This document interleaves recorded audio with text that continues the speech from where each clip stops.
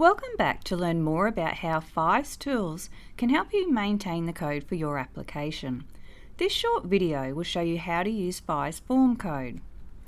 The form code tool enables you to select a form in your application, and any function that is attached to an event on the form will be returned. Five will display the event the code is attached to and at what level.